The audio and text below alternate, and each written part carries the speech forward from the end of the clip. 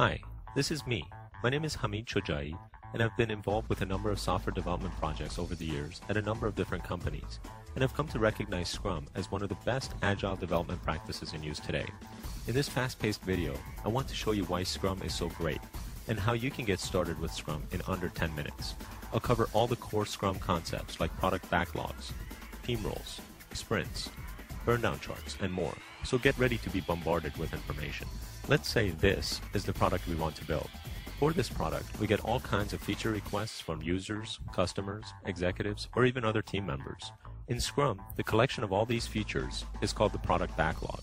Another way to think of the product backlog is to think of it as a wish list of all the things that would make this product great. Once we have our wish list, or the product backlog, we need to start planning which specific features we're going to put into a particular release of our product. But we're getting ahead of ourselves. Let's back up a bit. To build this product, we need to have one or more people in our team who are going to play a variety of roles. First, we need her. She plays the role of product owner and helps make sure the right features make it into the product backlog, representing the users and customers of the product. She helps set the direction of the product. Then, we need this guy. He's the Scrum Master, and his job is to make sure the project is progressing smoothly and that every team member has the tools they need to get their job done. He sets up meetings, monitors the work being done, and facilitates release planning. He's essentially a project manager, but that's such a boring title, so we'll call him a Scrum Master to imply he knows some jiu-jitsu.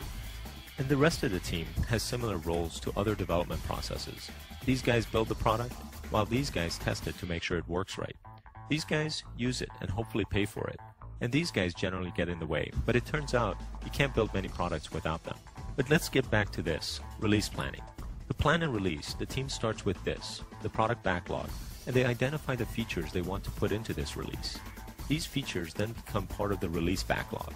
The team then prioritizes the features and estimates the amount of work involved for each feature, providing a rough idea of the total amount of work involved to complete the entire release. A quick side note about estimates. There are a lot of techniques for creating estimates, from poker games to basing estimates on historical trends to using story points instead of hours. But no matter what technique you use, you'll want to make sure you involve at least 2 or 3 subject matter experts. There's simply no replacement for what a subject matter expert brings to the table. Keep that in mind as you do your estimates. Let's get back to this, the release backlog. With a prioritized release backlog in hand, we're now ready to plan out several sprints to get the work done. Sprints are short-duration milestones that allow teams to tackle a manageable chunk of the project and get it to a ship-ready state. Sprints generally range from a couple of days to as much as 30 days in length, depending on the product's release cycles. The shorter the product's release cycles, the shorter each sprint should be. And you'll want to have at least 4 to as many as a dozen sprints in a given release. So at this point, we can take our release backlog and split it up into several of these sprint backlogs. One of the most important things to remember about sprints is that the goal of each sprint is to get a subset of the product backlog to a ship-ready state. So at the end of each sprint, you should have a fully tested product with all the features of that sprint 100% complete. Since sprints are a very short but a realistic representation of part of the product, a late finish of a sprint is a great indicator that the project is not on schedule and something needs to be done. Therefore, it's extremely important to monitor the progress of each sprint with this, a burndown chart. The burndown chart is the #1 reason for Scrum's popularity and one of the best project visibility tools to ensure a project is progressing smoothly. The burndown chart provides a day-by-day measure of the amount of work that remains in a given sprint or release. In this graph, you can see that the amount of work remaining bounces up and down from day to day, but is generally trending down towards 0. Because historical information is provided in the burndown chart, it's easy to see if the team is on the right track. Using the burndown chart, the team can quickly calculate this, the slope of the graph, which is also called the burndown velocity. This is the average rate of productivity for each day. For example, a team's rate of productivity might be that on a typical day they finish approximately 50 hours of work. Knowing that, it's possible to calculate an estimated completion date for the sprint, or even for the entire release based on the amount of work remaining.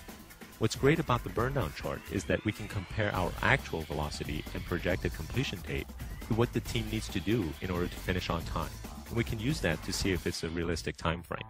This is perhaps the most useful piece of knowledge that any team member, product owner, or product executive can have about the project, because knowing whether or not the project is on track early in the schedule can help teams make the proper adjustments necessary to get the project on track. The Burndown Chart provides empirical proof that the project is on track or if it's going to be late. So let's talk a little about where the data for this incredibly useful Burndown Chart comes from. As you recall, part of the release planning process was to create an estimate for each feature in the product backlog. The collection of these estimates for a given sprint represents the total amount of work that must be done to complete that sprint. As each team member goes through and makes progress on one or more of the features, they simply update the amount of time remaining for each of their own items. So the total amount of time remaining on the group of features that make up a sprint changes on a day-by-day basis, hopefully going downward until it hits 0 when the sprint is complete. The Burndown Chart aggregates the remaining work data and shows it visually. It's brilliant because it communicates a massive amount of information in just a few seconds. At this point, one question you might have is, what do we do about these little guys? Bugs come up during the development of every product, and while there is no way to avoid them altogether, there are some best practices on how to deal with them. First, it's a good idea to track bugs separately from features in their own defect backlog. And during a feature sprint, any bugs that are found relating to a feature in development should be dealt with immediately before marking the feature complete. You'll also want to plan at least 1 or 2 sprints that focus only on your defect backlog. And that brings us to this, the daily Scrum. Scrum proponents often insist on short, daily, standing meetings. The idea behind a standing meeting is that if everyone is standing, nobody will waste time and therefore meetings will be short. And by meeting daily, you can feel confident that everyone is on top of their tasks. The daily Scrum is a great idea and especially useful in less experienced teams, but I wouldn't call it a core or essential part of Scrum. Insisting on these meetings in an already efficient and experienced team, especially teams that work in close proximity with one another, could actually backfire by lowering team morale. Keep that in mind when deciding on having daily Scrums. So there you have it, Scrum in under 10 minutes. You now know all the essential concepts to start implementing Scrum inside of your organization. Let's quickly review them. In Scrum, you work with this, a product backlog, which is nothing more than a list of features. You then break down the product backlog into 1 or more release backlogs, and for a given release, you further break up the release backlog into a number of sprint backlogs, which are essentially short-duration milestones throughout your project. You then monitor the progress of each sprint using these, Burndown charts. Depending on your team, you might want to have daily Scrum meetings to ensure everything is on track. That's all there is to it. I hope you liked this video as much as I enjoyed making it, but before I let you go, I have a quick assignment for you. Open up your email client and send me an email letting me know what you thought of this video and how it could be improved. Feel free to ask me any questions you might still have. Oh, and thanks for watching.